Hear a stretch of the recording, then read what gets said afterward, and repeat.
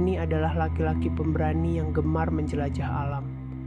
Ia bukanlah orang yang mudah percaya akan hal-hal mistis yang kerap kali dibicarakan orang-orang.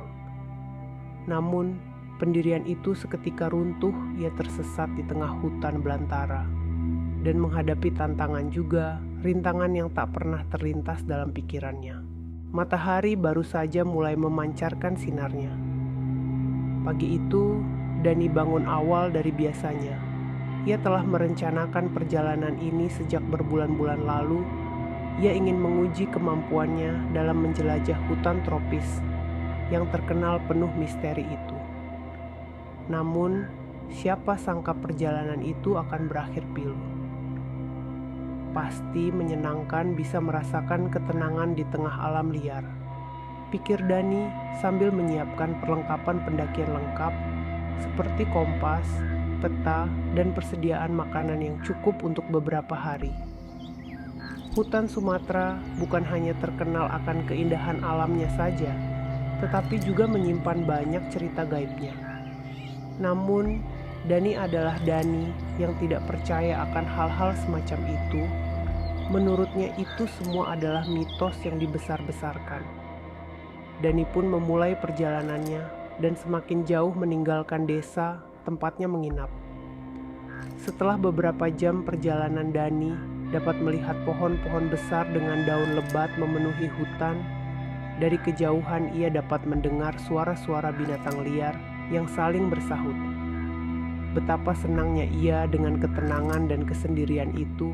Ia merasa tenang. Waktu pun berlalu dengan cepat.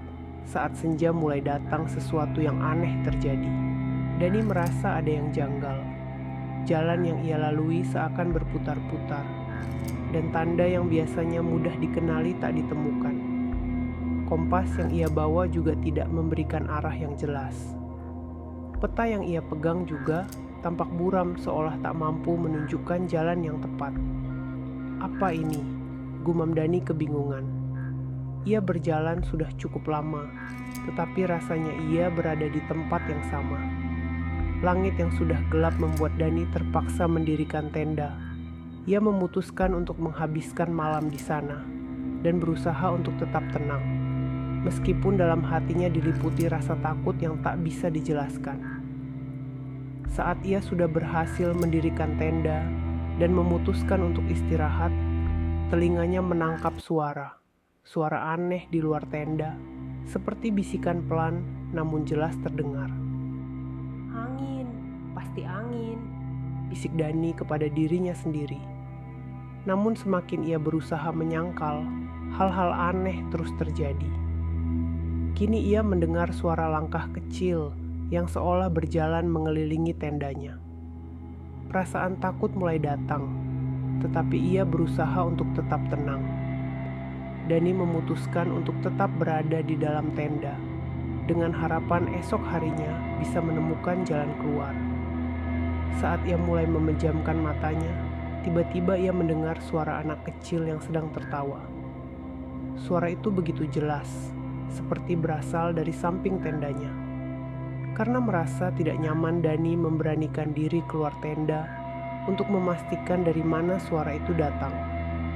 Namun, saat ia sudah berada di luar tenda dan memperhatikan sekitarnya, yang ia temukan hanyalah gelapnya hutan, tidak ada tanda-tanda adanya manusia. Siapa itu? Dani berteriak dengan suara yang tercekat di tenggorokannya. Sunyi. Tak ada jawaban. Dengan tubuh gemetar, Dani kembali masuk ke dalam tenda dan membuka sedikit resleting tenda yang cukup untuk mengintip di luar. Ketika ia sedang mengintip keluar, di antara pohon-pohon besar, Dani melihat sebuah bayangan kecil yang bergerak perlahan-lahan, tampak seperti anak kecil dengan rambut panjang terurai. Bayangan itu bergerak dengan cara yang aneh, seperti melayang tidak menyentuh tanah.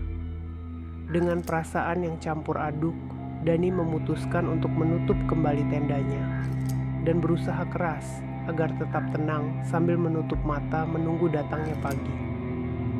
Saat pagi tiba, Dani melanjutkan perjalanannya dengan hati-hati. Dani tidak bisa mengabaikan pengalaman semalam. Meskipun ia berusaha untuk meyakinkan diri bahwa itu hanya halusinasi atau kebetulan semata.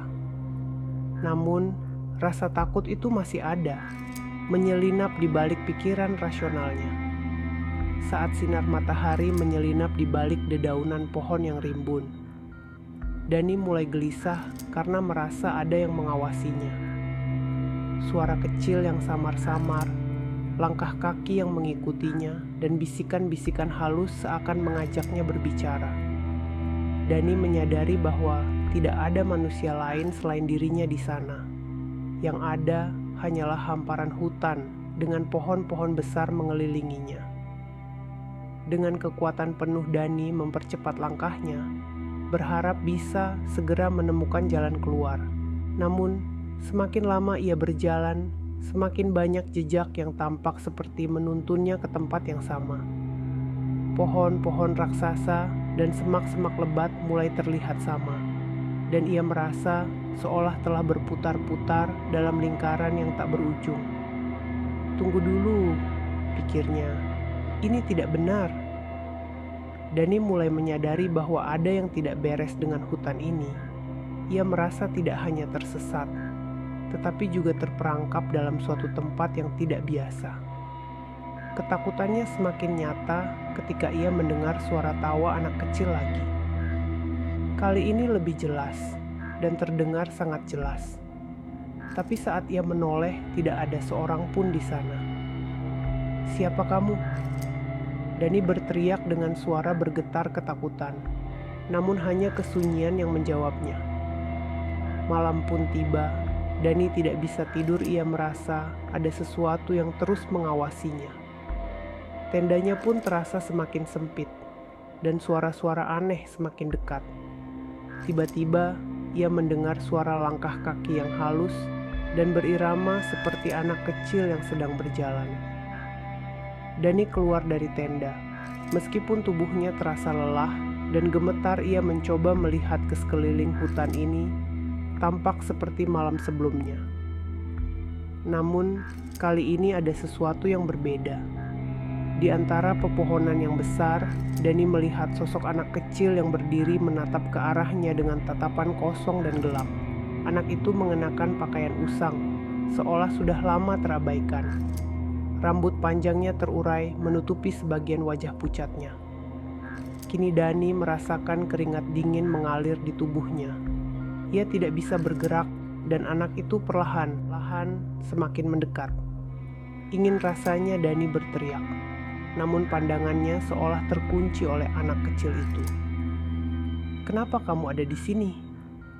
Pertanyaan itu akhirnya keluar dari mulutnya. Anak itu hanya tersenyum, namun senyum itu sangat menakutkan. Senyum sinis yang penuh kebencian.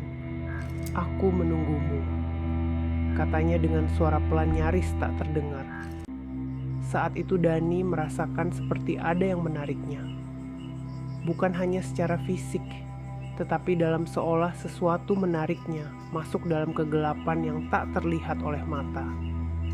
Dengan kesadaran yang mulai goyah, Dani berlari tanpa tujuan. Yang ia pikirkan sekarang adalah menjauh sejauh mungkin. Sampai akhirnya ia menemukan sebuah rumah kayu yang telah lama ditinggalkan. Rumah itu terlihat sangat usang, dengan pintu yang terbuka lebar dan atap yang hampir runtuh.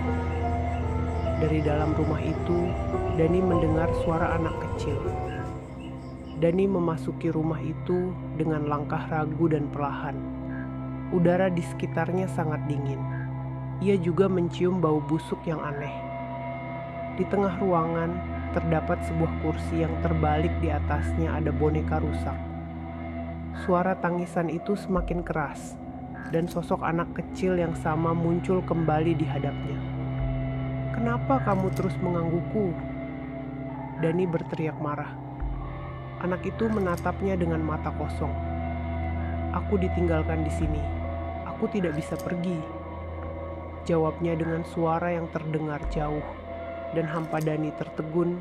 Ia mulai menyadari bahwa anak itu adalah jiwa yang terperangkap. Anak yang dibuang oleh orang tuanya dan meninggalkannya di tengah hutan sendirian. Keinginan untuk membalas dendam membuatnya tidak bisa pergi, mengikat siapa saja yang tersesat di hutan ini. Berita hilangnya Dani menggemparkan warga desa setempat. Mereka mencemaskan hilangnya Dani dan melakukan pencarian. Namun, warga desa hanya menemukan jejak-jejak kaki yang mengarah ke dalam hutan, tetapi tak ada tanda kehidupan yang tersisa.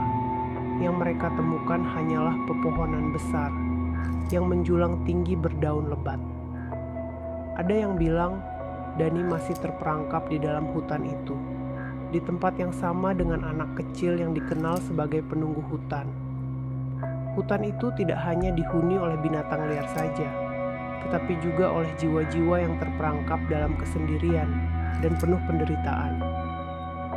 Dani, seperti yang lainnya, menjadi bagian dari legenda hutan itu, dan hantu anak kecil itu terus menunggu, mencari pengunjung hutan berikutnya yang tersesat untuk dijadikan teman.